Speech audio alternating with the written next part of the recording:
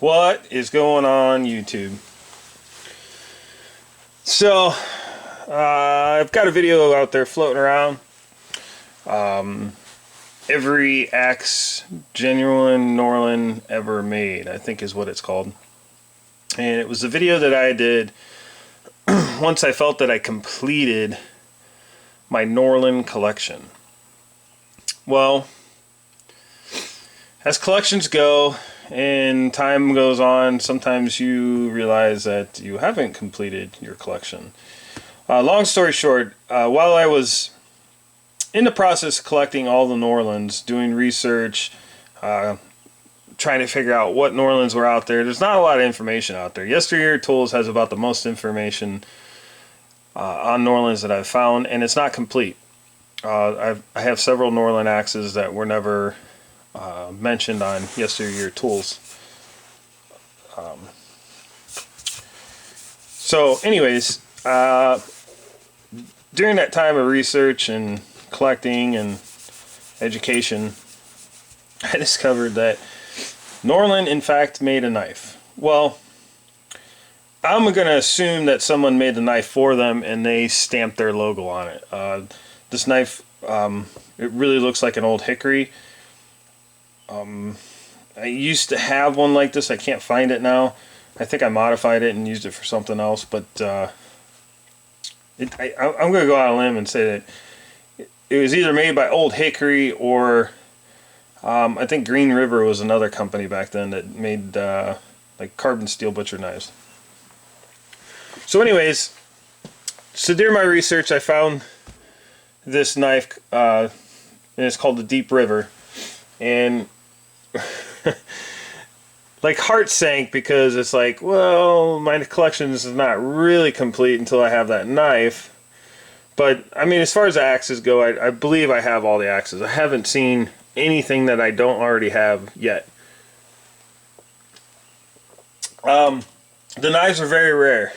They come up on eBay more often now than they used to. Now that the Norlund brand is more popular, I do see them more often. They are very expensive.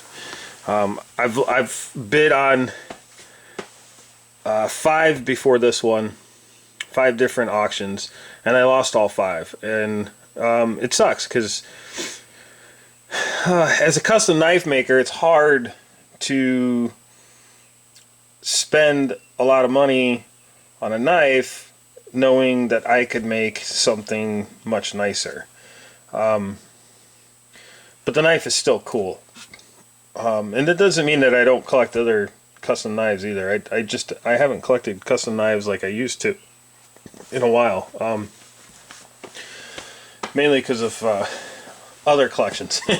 But anyways, I finally got lucky at an auction. This one didn't sell for as much as the other knives had been selling for, and I'm not sure why, because this knife is in much better condition than some of the other ones. So let me stop babbling and we'll talk about the knife a little bit. It has a really cool sheath, nice embossed genuine Norlund logo, the guy in the canoe logo. When I got the sheath was, or when I got the knife and sheath were both very dirty. All the rivets were green with oxidation. I cleaned those all up and polished them the best I could. Cleaned the sheath and put a couple coats of Open-Offs on it. I'm going to do some more, but the sheath is in really good shape though. It's not dry rotted anywhere. All the stitching is intact. It's real nice. All the rivets are intact. It's got a pretty unique belt carry system. Basically, you run your belt over top of this and through that slot, and then it'll ride on your hip, canted like this, and it would be a draw with your hand with the blade pointing backwards. Or you could obviously wear it on your left hip and have a cross draw. Pretty sweet sheath though. But the knife is very simple. Like I said, it looks just like an Old Hickory knife to me. I went ahead and cleaned all the gunk off the handle. Nice hickory handle, and I polished up. Of course, now my greasy fingerprints are all over it. I polished up the brass pins. I don't know how well that'll pop out in the video, but I polished up all the brass pins and applied a generous amount of boiled linseed oil to the handle. But other than that, the handle, there's no separation from the tang. It's not beat up. It did have a little sliver back here. I went ahead and glued that where the wood is kind of coming out. I glued that, so it should be good to go now. The blade I didn't do much to. I wanted to leave as much of the patina on there as I could. So all I did is just cleaned it up real quick and left most of the patina on it. I don't know how well you'll be able to make out the logo on it, but if you look, it says Norlund Deep River, and then it has a couple of little pine trees over here. It's pretty neat. Just realized that thing's magnetic. So, give you guys some specs on this thing.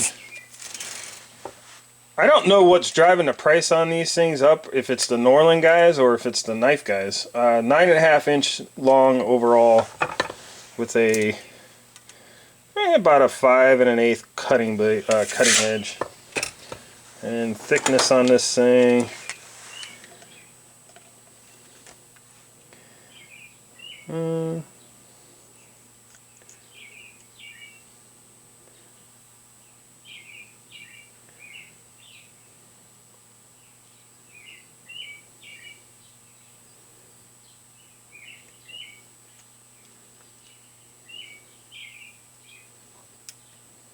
About 70 thousandths of an inch.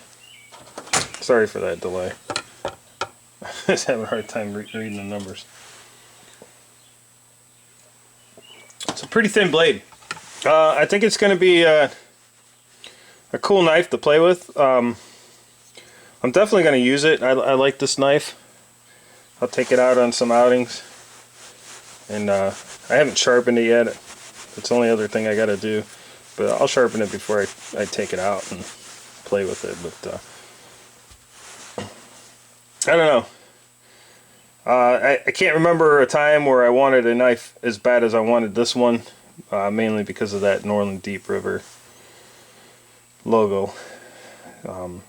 Now I can sleep at night feeling my Norlund collection is complete. Well, I guess you can't say that either. Norlund did make... They made a lot of outdoor gear, but one of the other popular items is they made little arrowheads, and those arrowheads sell for crazy money. I saw one arrowhead sell for almost $400 one time. So I don't know if it's the archery guys buying that, or if it's the